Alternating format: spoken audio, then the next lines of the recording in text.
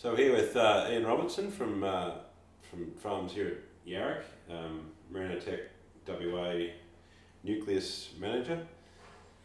Ian, you want to just tell us a little bit about the farm that you've got here? How many sort of sheep, hectares, that sort of stuff?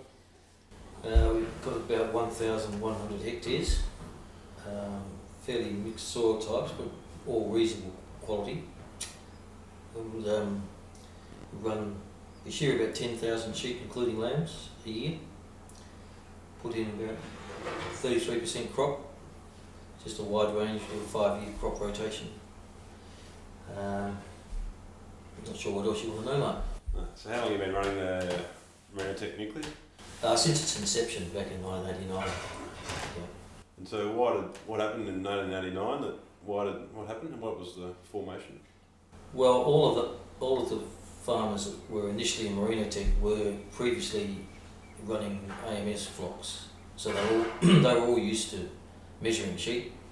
Many of them had been measuring sheep for 20 years beforehand. And we weren't happy with the direction that AMS was going because they weren't using a linear index and they weren't no linkages between years, so we couldn't see if there was actually a gain. So there were a few basic principles on moving sheep forward that weren't being followed. Yeah, right. And so we decided that we weren't going in the right direction. And so seven daughter studs of the AMS got together and formed Merinotech. Yeah, right. So how many of those 7 are still around? Only 2 are still going. No, sorry, 3. Yeah, 3 are still going. Yeah. Yep. Well, some of them went to trees, Yeah. and most of the others just got amalgamated. Yeah. Yep. And so the membership base has sort of grown from there, though, so there's lots of commercial people that just get rams and... Yeah, we've got, I don't actually deal with that side, but there's 40 to 50 regular clients. Yeah. And so what was how did it get started? Where did the ewes come from? So each of those 7 daughter studs I think we had 5,000 stud ewes, and we had a class that goes through and pick out the best white wool, best looking sheep for one mating, and then the second mating he went through and picked out the best young ones. So we brought the age structure of the flock down a bit. Yeah. Then after that was just closed. Yeah. Well, not closed, but we stopped bringing in sheep from the daughter studs. Yeah. So now there's sort of 500-ish adult ewes in the flock each year? Yeah, we're making about 500 plus an embryo transfer program. Yeah. So I guess one of the things I wanted to cover today was a pretty impressive, 20-25 years of genetic gain, or more than that, 1989, so 30 years.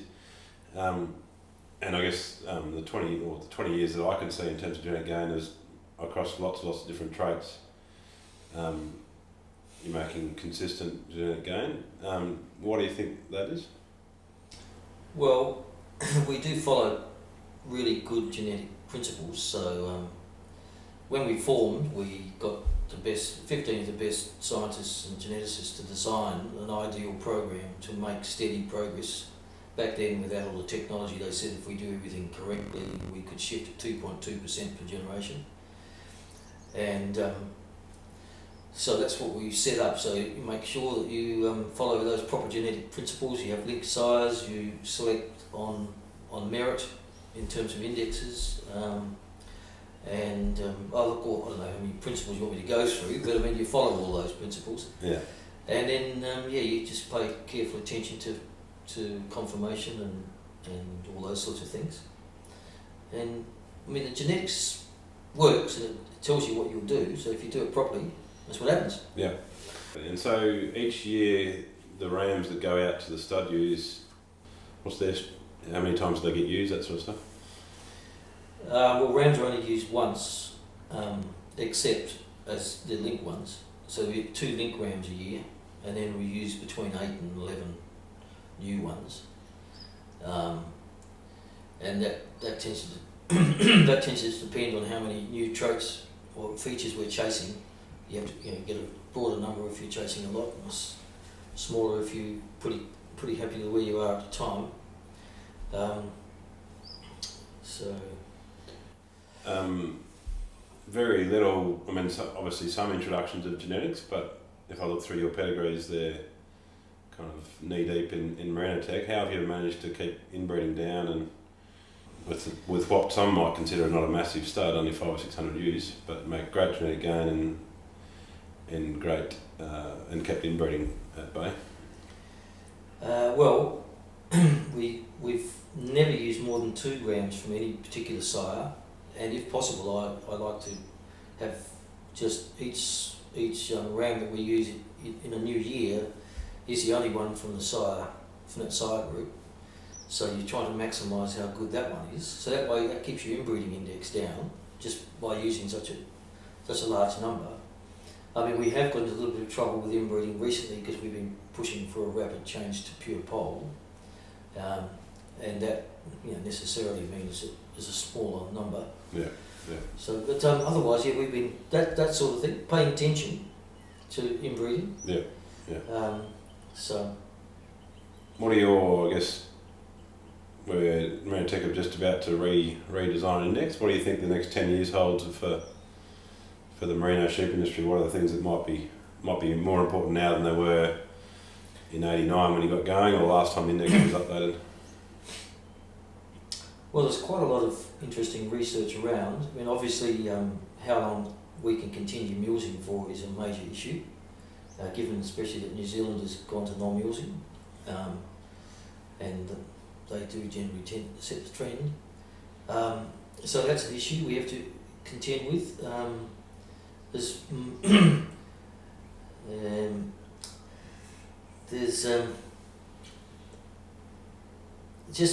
We've always been concerned about easy care sheep, and obviously we've made a lot of production improvements, so you've got to constantly pay attention to whether we're getting into trouble with producing animals at a really high production, and that can go, if you're not careful, that will go to sheep that are hard to run. So that's always a constant interaction, and so we're always looking at that. Generally speaking, meat side of sheep is very important, and whether the wool price can stay up, I'm not sure. You can argue whether the meat price is going to stay up, but obviously plainer sheep tend to go well with increased meat production, and we've been able to increase wool production at the same time relatively easily. So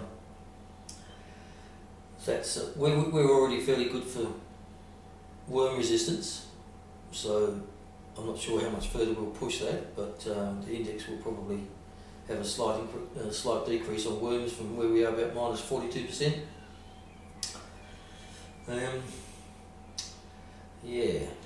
So we were chatting last night about balance and how you sort of, I guess, how you make sure you're not just chasing one trait in any animal. You want to tell us a bit about that? Yeah, well, we shift about 20 traits at the same time, so 10 of those are visual, and 10 production traits. So we'll probably add a few more production traits. We're going to, as you increase eye muscle and growth rate, the tendency is to get poorer eating quality. So we'll probably put something like intramuscular fat in the index to, at the least, keep that from getting out of control. We'll probably put things like dag and breech wrinkle in the index, so that that becomes part of the overall assessment of a ram. But we will still continue to have quite strict cut-offs for those traits. So the dag or breech wrinkle above a certain point will just automatically be culled. But having it in the index will give an overall rating on the ram, which will be useful. We're discussing whether we put staple length in, because if we do go for a non-mulesing sheep, it'll be a bit plainer and is relatively hard to keep high wool cut on those sheep, and staple length's one way of increasing that. And then we've just got to get this right, whether we can continue to improve clean fleece weight without losing durability. So the science on that's a bit difficult to work out. we run the sheep commercially, so we do get a fairly good visual on how well different types are performing, just because they run at a fairly high stocking rate without too much feeding, and that does show up durability to some, to quite a good extent. Yeah. It's probably why we've been able to shift things safely quite hard, because they're not pampered. Yeah. So those sheep that don't perform become quite obvious. Yeah. Yeah. Number of lambs weaned in the last, and genetic trend for that is pretty solid, with an average in 2017 drop of, I think, 8%. What do you think the factors that have led to, I mean, obviously it's in your index, but are there other things that you've sort of done to improve NLW? Well, we have increased the meat side of things, which means that the sheep have got more eye muscle, more fat, gives them reserves, so that in difficult times they can carry lambs. So we're basically building a sheep that can raise twins relatively easily. Yeah. So that's the first thing, I suppose. But yeah, also I am paying attention to the index value. Yeah. So I was thinking that obviously the number of lambs you produce per hectare is a huge profit driver. Yeah. And so we just need to get that up. At the same time, they have to be sheep that are capable of rearing those lambs. I think that's another issue we might run into is animal activists being concerned at the high loss of lambs, especially twin lambs, and having higher sea site fat in there is a good buffer for sheep to raise twins. But so yeah, it's obviously just the more lambs you produce per hectare, as long as they're good viable lambs, the better for profit. You've tagged at birth and weighed at birth and sort of visual assessment at birth since inception, I assume. How much do you think that's, how important is that, I guess, in that process, and just really understanding what's going on at the birth site? Yes, that's huge. Having full pedigree for 32 years is huge, because it just the predictions and the evaluations through the computer programs are just so much more accurate. So yeah, that's probably a large part of our success is full pedigree. Just allows you to select with very high confidence, because the accuracies are so high. Yeah.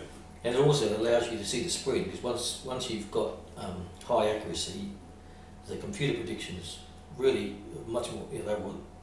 The sheep might be actually very good, but the computer, if you haven't got enough information, the computer's only going to say it's plus 10, say, but it might actually be a plus 20. Well, in our situation, with very good pedigree over a long time, it will say it's plus 20.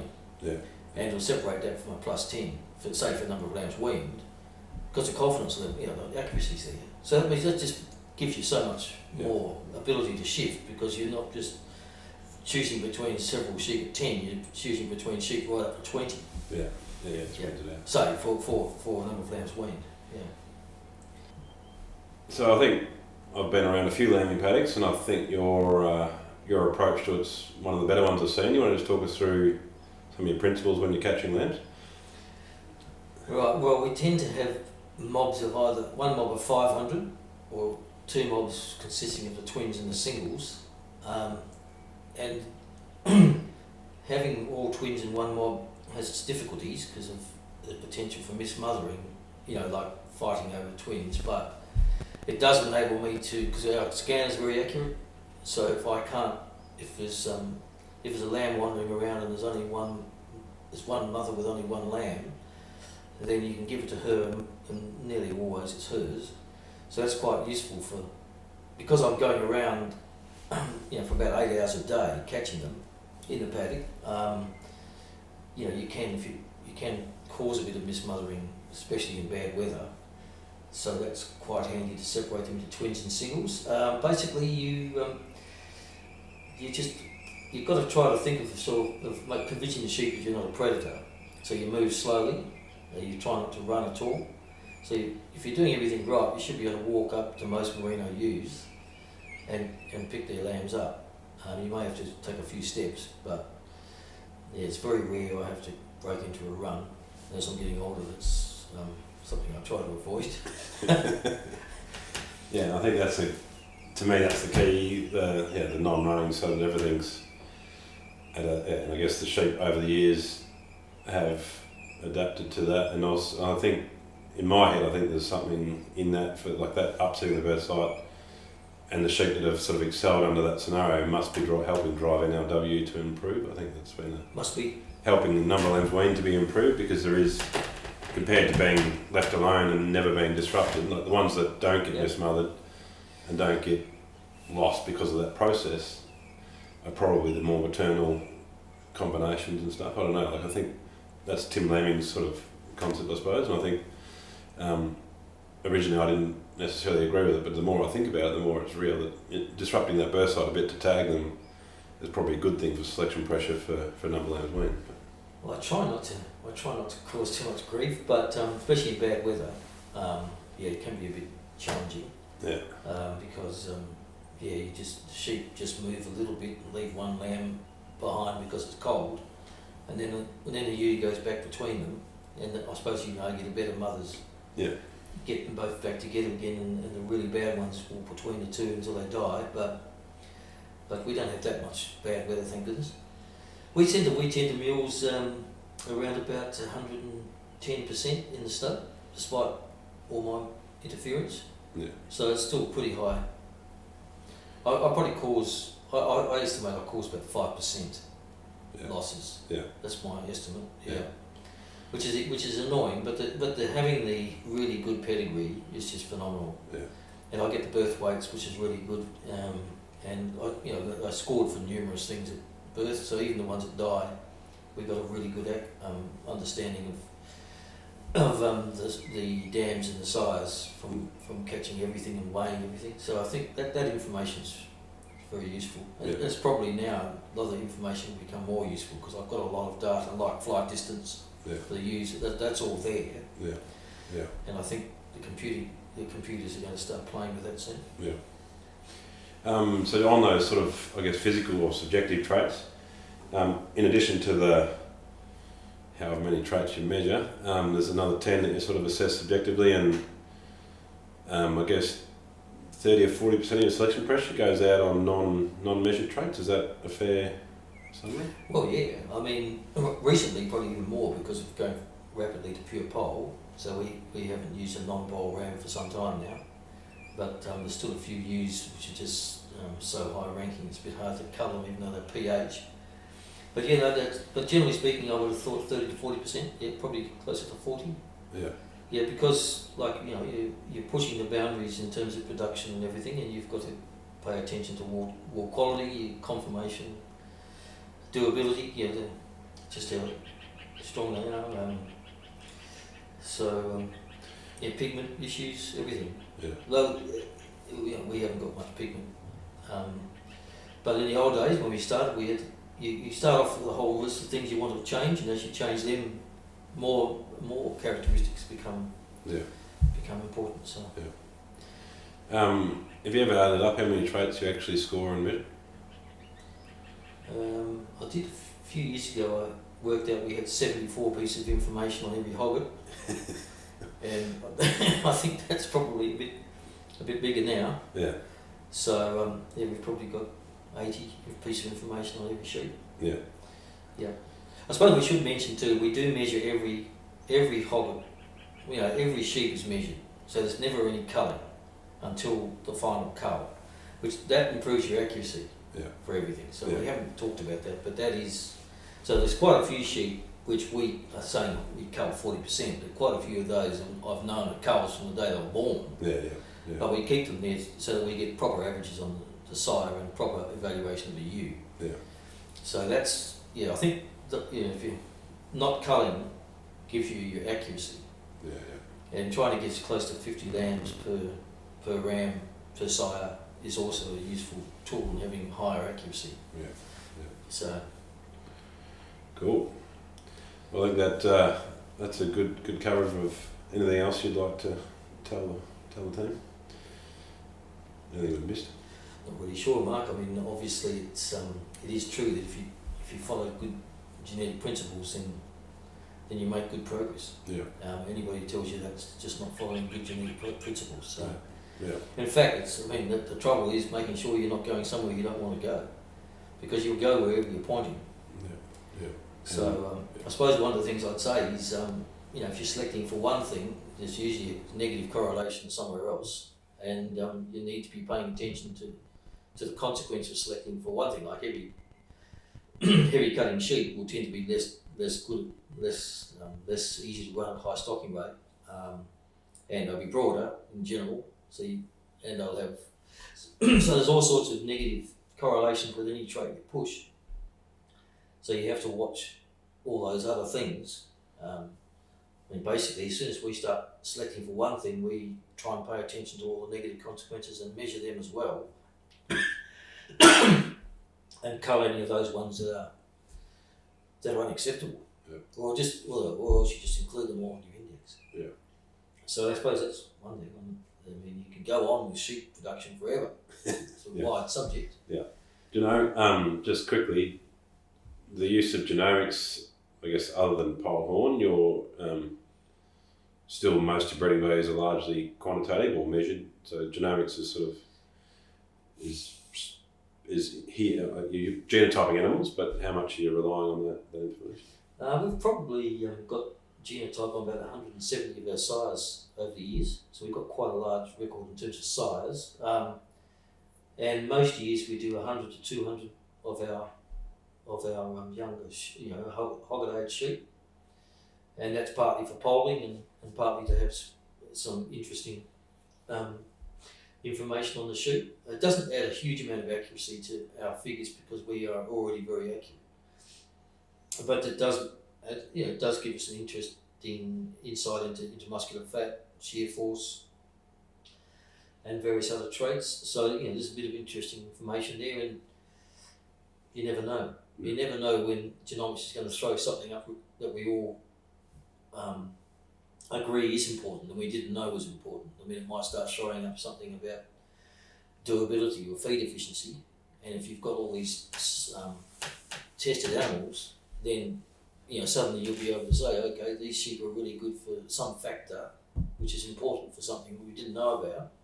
Yeah. And we will have a genetic library that we can go back and select and look at ewes and ram, because we've got an extensive semen storage. Just about every ram that we've used has got semen in storage, so we can always go back. Except 3148. Yes, unfortunately, two of our top performing rams are no longer with us. It's true, but they left a bit of an imprint, thank goodness. Yes. So I think from that point of view, genomics is an interesting field. If you've got really accurate figures like we have, it's not a huge additional use, but a lot of people will be using it, and we just never know what genetics will throw up. Yeah. So I think down the track we may well find that it might be something about the rumen or something that you can tell, and that might be a more efficient use of sulfur or something. And we suddenly think, okay, now genomics is really interesting because it's a lot better, more efficient. Yeah. More efficient grazer or a more efficient user of grain, which is expensive. So. Yeah. No, cool. Yeah, well, thank you very much for that, and congratulations on 30 amazing years of breeding, and I guess thanks on behalf of the Australian and New Zealand sheep industries for all the gain that's been made. I think obviously my PhD was heavily impacted on by your accurate data, and we did a fair bit of it here as well. But I think the industry is well and truly better off from all your hard work. So thanks, and we'll close it there. Thanks very much, Mike.